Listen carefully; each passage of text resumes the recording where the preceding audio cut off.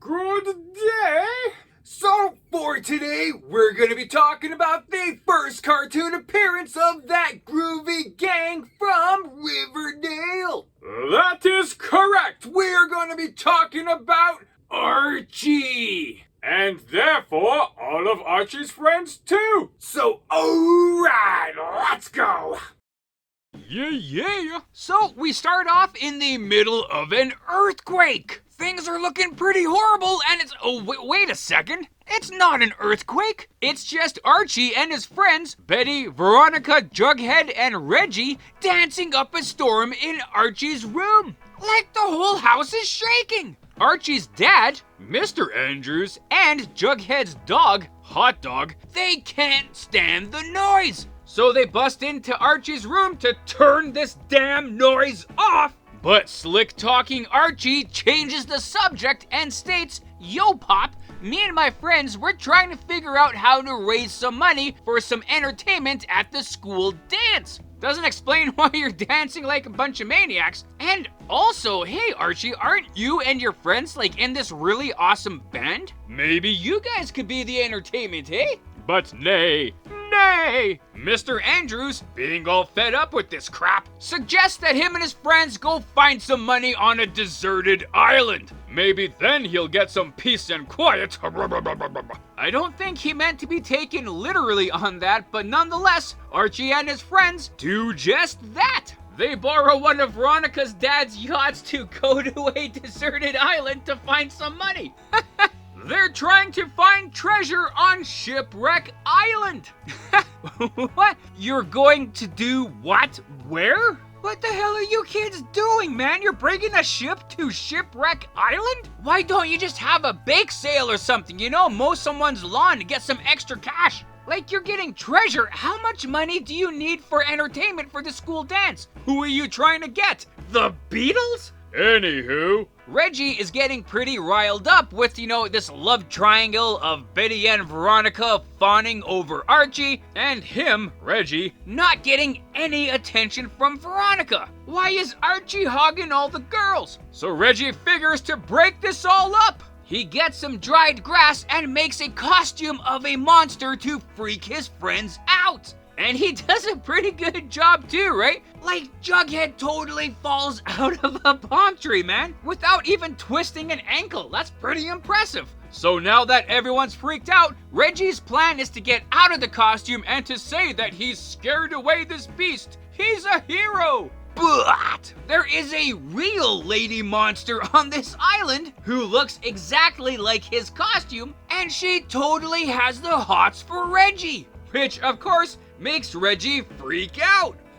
Which is funny, you know, because he said he wanted some female attention and now he's got it, so like, what's his problem? So to stop the she-monster's advances, Archie plays some bongo music on an old oil barrel. And it works out pretty good, man. This monster is totally grooving to the music. Until the she-monster's jealous lover shows up. And he's totally pissed. Why is my lady monster dancing with this other person? Rah! So he beats up Reggie. You see, Archie, man, this is why I said, you know, just do something simple to make some money. Have like a car wash or something, right? But no, we have to go treasure hunting on Monster Island. But luckily enough, man, Archie continues to play those bongo beats pretty awesomely while everybody escapes. Later that day, so the gang is hanging out at Pop Tate's shop, you know, kinda licking their wounds about not, you know, grabbing some sweet treasure, when suddenly, Archie comes up with a great idea for the school dance entertainment. He gets Reggie and those two monsters from the island to go up on stage and have a dance party. Hey, how did you convince them to do that, man? Also, I've seen the movie King Kong, man, and like, having a giant hairy beast on stage, you know, for everyone's amusement, does not end well. Well, at least there's no skyscrapers to climb in Riverdale, I guess. So the school dance is saved, hooray! Oh, and Jughead befriends an octopus from the island. Okay, now the day is saved, yay! And with that, that is the end of this, fantastic tale. So, yeah, Archie! Even though I did kind of rip on the episode a bit during the recap, man, I gotta say, I freaking loved it! Pretty hilarious about how a bunch of teenagers just have not a care in the world, even when they're being chased by monsters. Which is pretty hip, right? Like, it's a pretty awesome adaptation of the characters from the comic, and it's, fairly comic accurate, right? The love triangle with Archie, Betty, and Veronica. The jealousy of Reginald. And the slackery of Jughead. It's all pretty good. I am kind of a bit biased when I say how much I love it and how awesome the episode is because, man, I've always been an Archie fan, right? Like, I was always reading comics, and before I was reading superhero comics, you gotta believe, man, it was Archie, Archie, Archie, Archie all the time. So, like, when my mom went grocery shopping, she would usually buy me one of those Archie Digest little magazines, man, and I would read those things back and forth and back and forth. Like, man, I couldn't get enough of it. So I was very pleased with the adaptation of those characters in this cartoon. And I really do like how they keep the fashion sense going from the comics to the cartoon, right? Like, the socks always match the t-shirt, But for a cartoon, right? It was great. I only featured one story in this video today, but there is a whole lot more going on in every Archie episode. There are 2 main stories per episode. There is a short story with Jughead. There is a dance that you can learn. I think in this episode it was called the bubblegum, and I would not recommend doing that. It looks pretty dangerous. And there is a song of the week. So it's actually pretty jam-packed. The song from this episode was called, Bang Shang Lang, which was actually a pretty groovy and pretty catchy song. If you know anything about the Archies, you know that their big hit song was Sugar Sugar. Oh, honey, honey. But this Bang Shang Lang song was actually pretty good. In fact, it peaked at number 22 in the Billboard's list when it came out. So it's kind of win-win all around, right? The music, the comedy, the dangerous dancing. But still, man, if you have not seen these episodes, I strongly suggest you do, man, because they're freaking awesome. No matter how wild or zany these episodes get, man, still, the stories are pretty good. You will be entertained with the absurdity of the plot. But indeed, there is so much more to learn about Archie and all of his buddies, so let's go take a look at that stuff over here. Egad, hey? Archie and the gang. So let's take a quick look through the history books to see how we got from the creation of Archie to the creation of this Archie cartoon series. So first and foremost, we have to take a quick little trip to Haverhill, Massachusetts, USA. And in Haverhill, we will find artist Bob Montana. Like any artist, he'll do a lot of sketching and drawing and doodling here, there, and everywhere. And while in high school, he would make a lot of sketches of his friends or other students and locations around Haverhill, which he figured, man, all these sketches of all these characters and places would make a really awesome comic series. But how do I make this dream a reality? Well, enter John L. Goldwater, publisher with MLJ Magazines Incorporated. So MLJ Magazines, they did a lot of superhero stories and things were going pretty good, but John Goldwater was really fascinated with the huge success of the Andy Hardy film series, starring the legendary Mickey Rooney. Was a story about the all-American boy, being friends with everybody and just having good times with everybody. And John Goldwater really wanted to capture that success and put it into his comic books, but what kind of characters would he use? So, long story short, John Goldwater and Bob Montana put their ideas together and boom! You have the Archie Universe Big Bang! So let's take a look at the beginning pertaining to the characters from this featured episode. So, Archie Andrews, his father, Fred Andrews, his friends, Jughead Jones and Betty Cooper, first appeared in Pep Comics number 22 in 1941. That's right, man. If you didn't know, Archie is freaking old. A legend from the golden age of comics. And just by looking at the cover of this issue, man, there's no way you would have figured that Archie would have appeared in it. Far from it, right?